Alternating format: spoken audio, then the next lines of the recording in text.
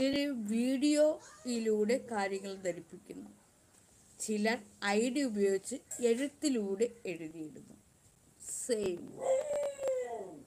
Public platform, social മീഡിയയിൽ ഇങ്ങനെയൊക്കെ പറയാമോ? അതുപോലെയൊക്കെ തന്നെയാണ് നിങ്ങൾ എഴുതിയും വയ്ക്കുന്നതെന്ന് നിങ്ങൾ മനസ്സിലാക്കുന്നില്ല. സോഷ്യൽ മീഡിയ തുറന്ന പ്ലാറ്റ്ഫോം അല്ലേ, തുറന്ന ലോകമല്ലേ? അതെ, നിങ്ങൾ തുറന്ന ലോകത്തിൽ എഴുതി വയ്ക്കുന്നു, അത് നിങ്ങൾ അറിയുന്നില്ല. പറച്ചിൽ മാത്രമല്ല, നിങ്ങൾ എഴുതിയും വയ്ക്കുന്നത് എല്ലാവരും വായിക്കുകയും കാണുകയും ചെയ്യുകയാണെന്ന് നിങ്ങൾ അറിയുന്നില്ല.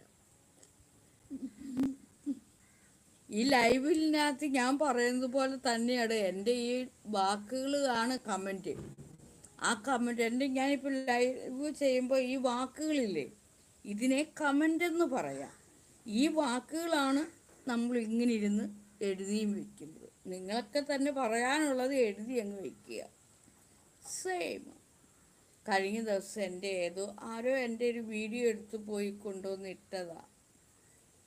അപ്പം അതിൻ്റെ അടിയിൽ വന്നൊരു പെണ്ണ് എഴുതി വെച്ചേക്കുവാണ്, എന്ത് വൃത്തികെട്ട കാര്യമാണ്, അല്ല എന്ത് മോശപ്പെട്ട കാര്യങ്ങൾ ഇവർ തുറന്ന് സംസാരിക്കുന്നു. അതായത് മോശപ്പെട്ട കാര്യങ്ങൾ ഓരോരുത്തവന്മാർ ചോദിക്കുമ്പോൾ മോശപ്പെട്ട കാര്യങ്ങൾ ഓരോരുത്തവന്മാർ ചോദിക്കുമ്പോഴേ ഇവർ അതിനൊക്കെ അതേ മോശപ്പെട്ട രീതിയിൽ മറുപടി കൊടുക്കുന്നു. അത് വലിയ കാര്യമാണോ? തുറന്ന ഇടത്ത് വന്ന് അത് വന്ന് സംസാരിച്ച് വെക്കുന്നു എന്നൊക്കെ. അപ്പോൾ അത് ഇവിടെ എടുത്ത് പോസ്റ്റ് ചെയ്യാൻ തുടങ്ങിയത്. ഇതേപോലെ തുറന്നാണ് ഓരോരുത്തന്മാരെ എഴുതിയും വയ്ക്കുന്നത്.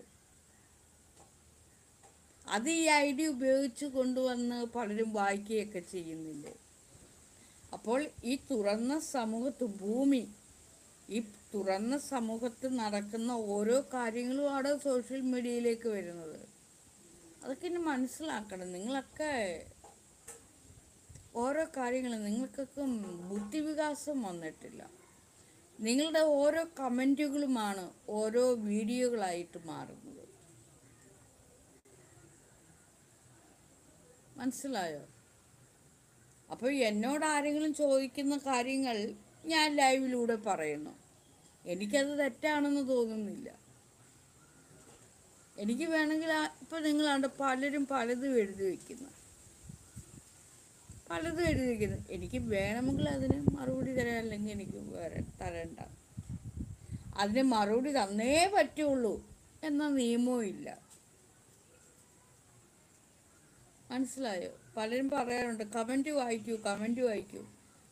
അങ്ങനെ ഒരു നിയമം പോലും ഇല്ല. ഇവിടെ ലൈവിൽ വരുന്ന എല്ലാ കമൻറ്റുകളും വായിക്കണം എന്നൊരു നിയമം പോലും ഇല്ലടോ.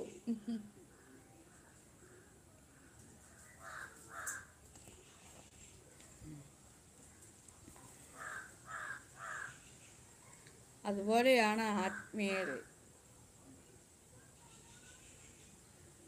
ആത്മീയത എന്ന് പറയുന്നത് പഠിച്ചു ചെയ്യുന്നതൊന്നുമല്ല. അത് നമ്മുടെ ഉള്ളിൽ നിന്ന് നാം പോലും അറിയാതെ എപ്പോഴോ വന്നെത്തുന്ന ഒന്നാണ്. അത് നിങ്ങളിലും ഉണ്ട്, എല്ലാവരിലും ഉണ്ട്. അത് നിങ്ങൾ സ്വയം അറിയുന്നില്ല.